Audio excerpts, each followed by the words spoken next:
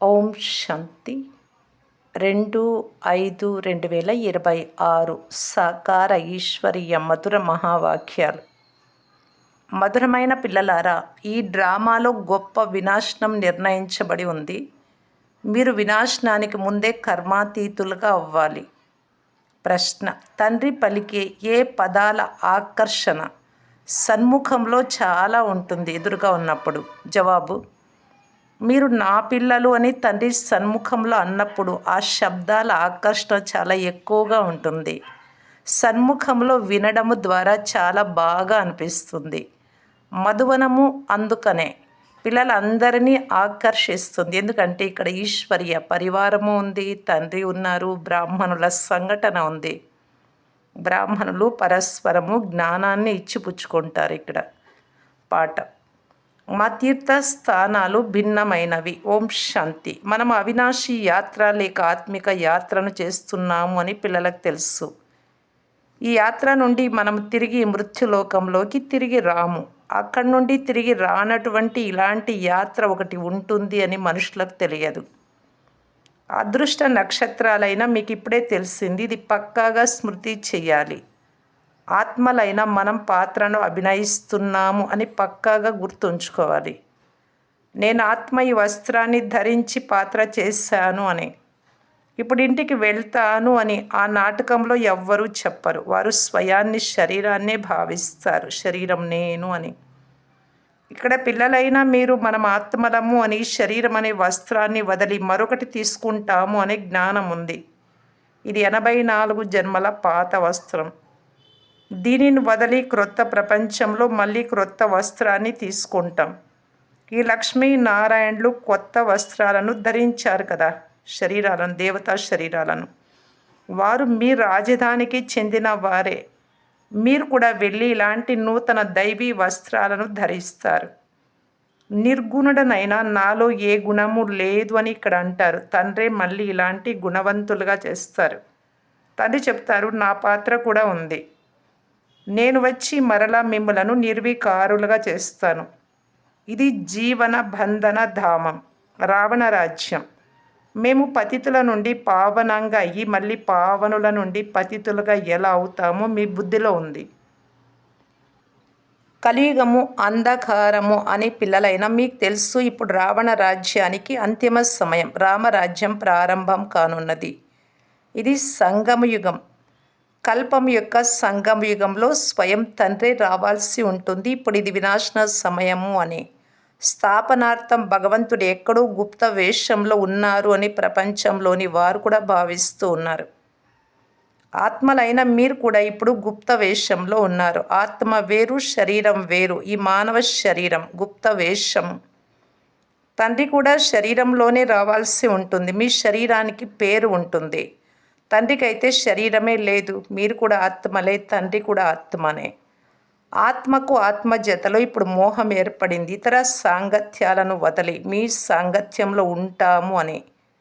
ఎలా మీరు మోహజీతులుగా ఉన్నారో అలా మేము కూడా అవుతాము అని గానం చేస్తారు. బాబా చాలా మోహజీతులు. ఎంతోమంది పిల్లలు ఉన్నారు.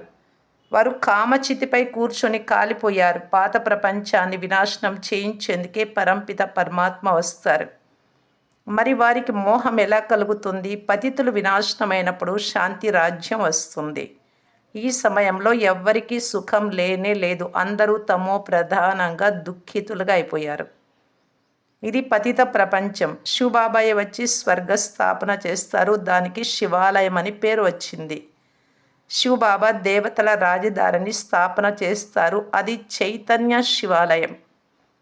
ఎక్కడ శివుడి చిత్రం ఉందో ఆ శివాలయము జడమైనది. లక్ష్మీనారాయణుడు స్వర్గానికి యజమానులుగా ఉండేవారు అని ఇప్పుడు మీరు తెలుసుకున్నారు. పూజ్యులుగా ఉండేవారు, ఇప్పుడు మళ్ళీ పూజ్యులుగా అవుతున్నారు. ఇప్పుడు మీకు ఈ జ్ఞానం ఉంది. మీరు లక్ష్మీనారాయణుల మందిరాలకు వెళ్ళి వారి ముందు తల వంచి నమస్కరించరు. ఇప్పుడు మీరు చైతన్యంలో వారి రాజధానిలోకి వెళ్తారు. మనము దేవతలుగా ఉండే వారము అని. ఇప్పుడు అలా లేము అని మీకు తెలుసు. ఎవరు దేవతలుగా ఉండి వెళ్ళిపోయారో వారి చిత్రాలు తయారవుతాయి. లక్ష్మీనారాయణుల మందిరాలను అందరికన్నా ఎక్కువగా బిర్లా వారు నిర్మించారు. వారి 84 జన్మల కథను మేము మీకు వినిపిస్తాము అని మీరు వారి దగ్గరికెళ్ళి చెప్పాలి. యుక్తిగా ఈ బహుమానం ఇవ్వాలి. బాబా సర్వీస్ చేసేందుకు ఎన్నో యుక్తులు తెలియజేస్తారు. మీరు వారి మందిరాలనైతే నిర్మిస్తారు, కానీ మీకు వారి జీవన కథ మీకు తెలియదు, మాకు తెలుసు, మీకు కూడా తెలియజేయగలమని మాతలు వెళ్ళి బిర్లా వాళ్లకు చెప్పాలి.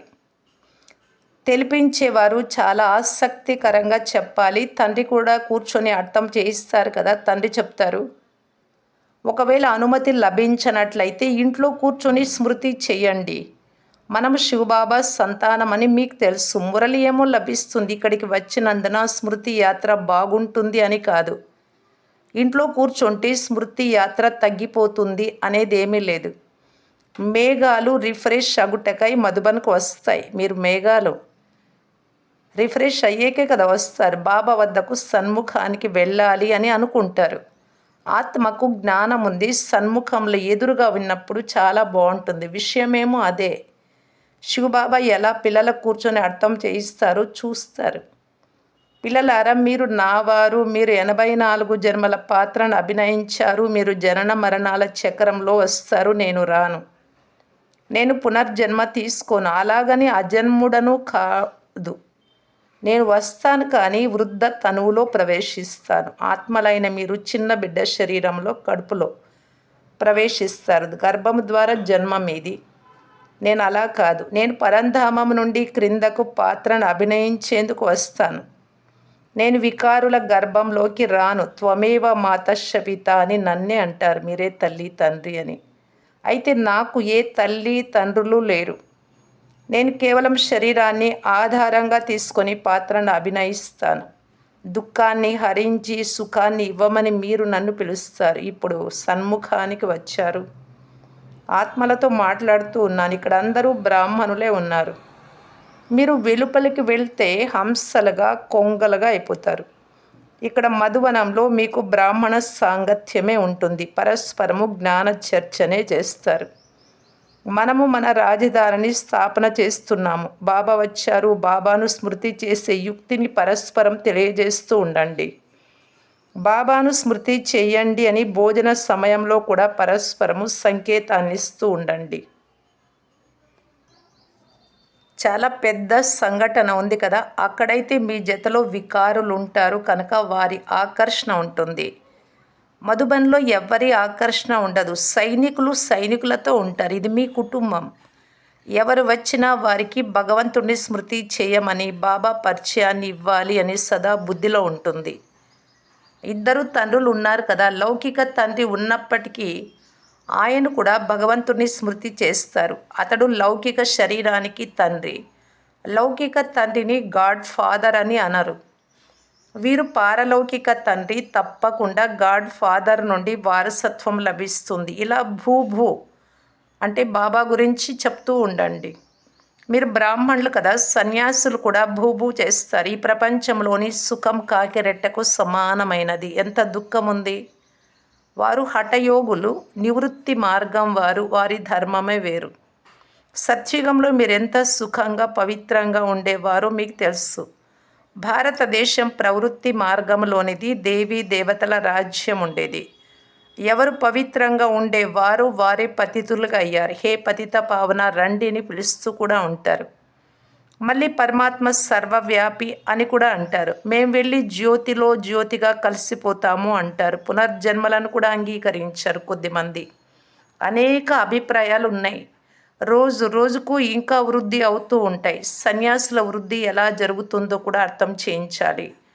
దిగంబర సన్యాసుల వృద్ధి కూడా జరుగుతుంది. ఎవరు ఏ ధర్మం వారో వారు అందులోనే ఉండడం వలన అంతము అంటే అంతిమతి గతి, అనగా అంతిమంలో ఏ మతి ఉంటుందో దాన్ని బట్టి గతి లభిస్తుంది.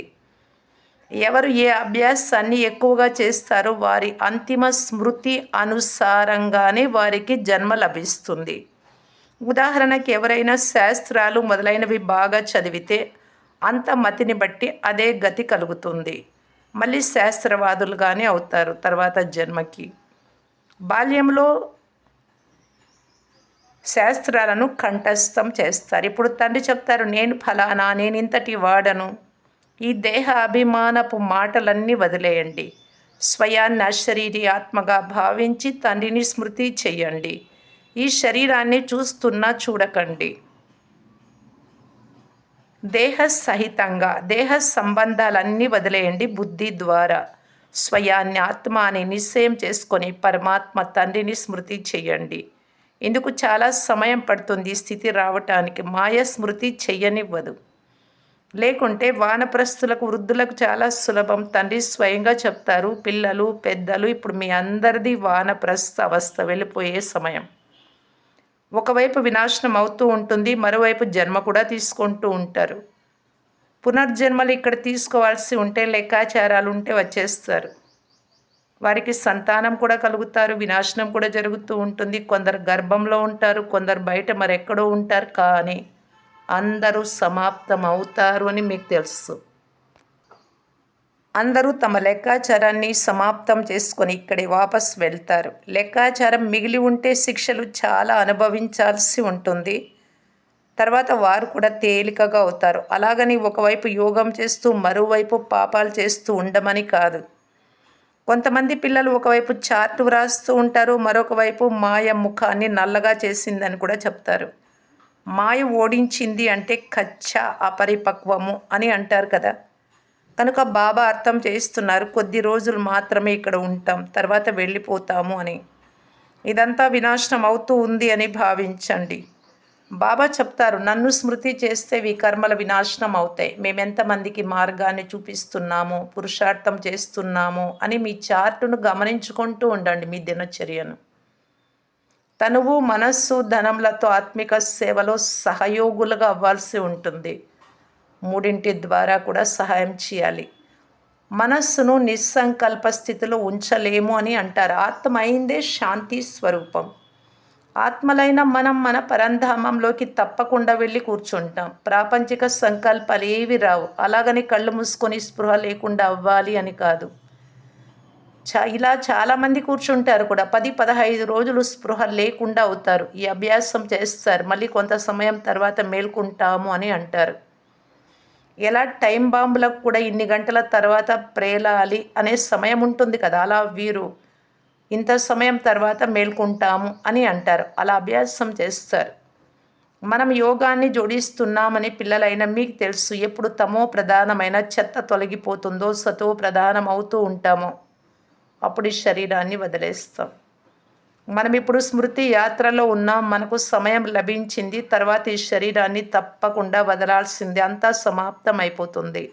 సమయం నిర్ణయించబడింది. తర్వాత చివరిలో దోమల వలె శరీరాన్ని వదిలేస్తారు. వినాశనం అవుతుంది. మీరు కర్మాతీత స్థితిని పొందుతారు. అప్పుడే వినాశనం ప్రారంభమయ్యేది. వినాశనం చాలా భారీ దృశ్యం. ఇది డ్రామాలో ఎంతో భారీగా నిర్ణయించబడింది.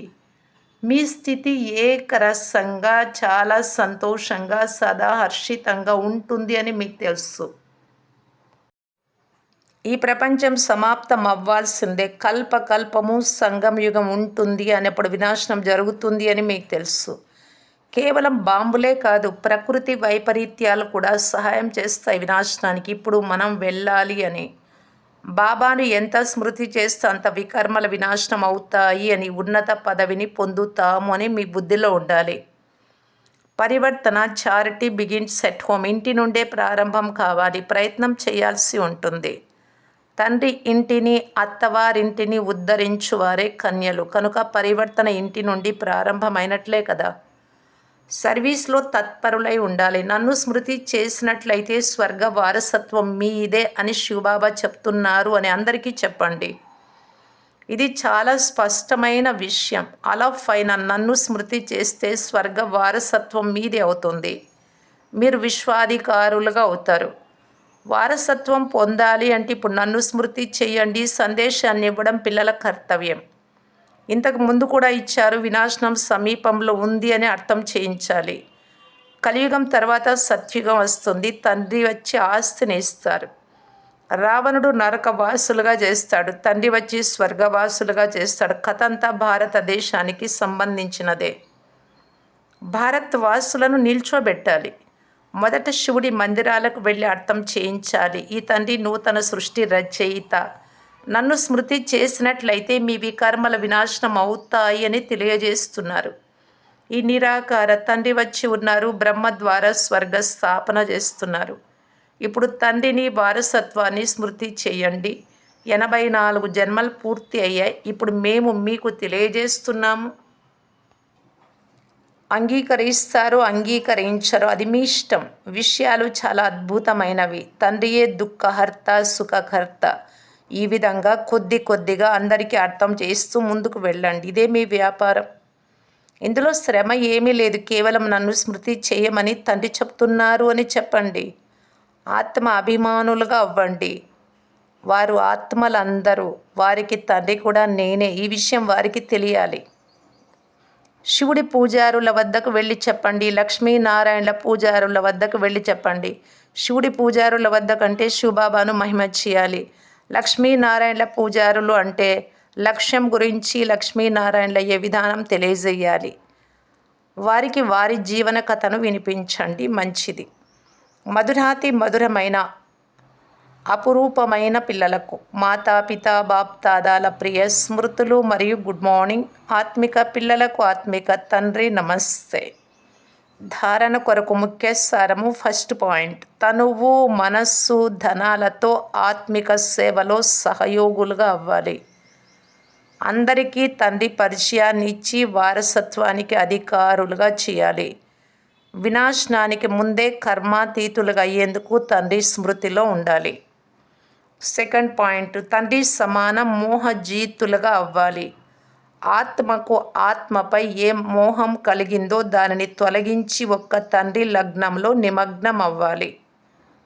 వరదానము, సర్వశక్తివంతుని తోడు యొక్క స్మృతి ద్వారా సమస్యలను దూరంగా పారద్రోలే పరమాత్మ స్నేహీ భవ.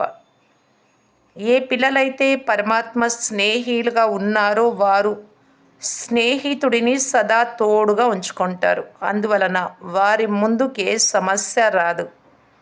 ఎవరికి తోడుగా స్వయం సర్వశక్తివంతుడైన తండ్రి ఉంటారో వారి ముందు సమస్య నిలబడలేదు. బాగా అర్థం చేసుకోవాలి. ఎంత గొప్ప తండ్రి జతలో ఉన్నారు. సమస్య జన్మించిన వెంటనే దానిని అక్కడే సమాప్తం చేస్తేనే అది వృద్ధి చెందదు. ఇప్పుడు సమస్యల బర్త్ కంట్రోల్ చేయండి. సంపూర్ణతను సమీపంగా తీసుకురావాలి. సమస్యలను దూరంగా పారద్రోలాలి అని సదా గుర్తుంచుకోండి. స్లోగన్, ప్రియంగా అయ్యే పురుషార్థం కాదు, భిన్నంగా అయ్యే పురుషార్థం చేయండి. అందరి నుండి అంటే దేహ అభిమానం నుండి, దేహ సంబంధాల అభిమానం ఇట్లాంటిది అన్నింటి నుండి, దేహము, దేహ సంబంధాలు, వస్తు వ్యక్తి వైభవాల ఆకర్షణ, పాత స్వభావ సంస్కారాలు, వీటన్నింటి నుండి భిన్నంగా అయ్యేకి ప్రయత్నం చేస్తే స్వతహాగా అందరికీ ప్రియంగా అయిపోతారు. మీకు మీరు, తండ్రికి, జగత్తుకు ప్రియంగా అవుతాం. అవ్యక్త సూచన, సదా స్థిరమైన చలించని అచల్ అడోల్ ఏక్ర స్థితిని అనుభవం చేయటానికి బాప్దాదా సలహా ఇస్తున్నారు. ప్రతి సమయం మీకు సమయానుసారంగా అనేక ప్రకారాల విఘ్నాలు వస్తాయి. ఎవరైనా మంచి అనన్యమైన విద్యార్థులు మాయకు వశీభూతమై వ్యతిరేకంగా కూడా అయిపోతారు. మాకెవరు అన్యులే లేరు, బాబా తప్ప అనుకునేవారు అనన్యులు. అలాంటి వారు కూడా మాయకు వశీభూతమై వ్యతిరేకంగా అవుతారు.